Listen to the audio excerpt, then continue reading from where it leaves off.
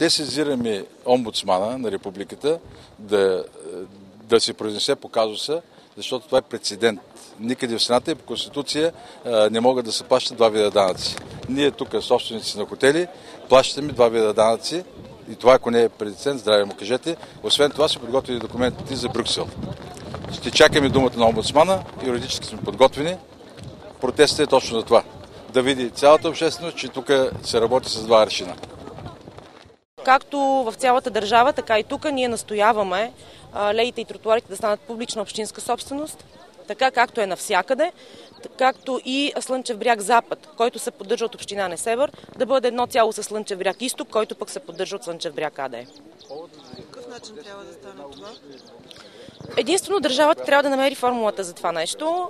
При всички случаи има достатъчно добри специалисти. Дали това ще бъде продадено като ДМА-та за 1 лев на община Несебър или ще бъде намерен някакъв друг подход. При всички случаи има начин за решаване на въпроса. Въпросът е, че няма до този момент воля и никой от държавата не е застанал, независимо от нашите многократни апели на масата, работната с нас, с община Несебър, да седнем, да обмислиме, да видят колко е сериозен този проблем и да го решат наистина адекватно.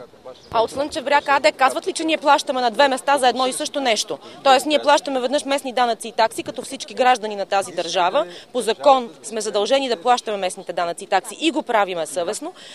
За нещо, което общината не извършва като услуга. И втори път сме принудени да плащаме за същото това нещо на едно търговско дружество, за да извърши услугата. Значи в такъв случай къде е правдата? Всички граждани на държавата да плащат веднъж, а на Слънчев бряг жителите и собствениците в Слънчев бряг Изток да плащат два пъти.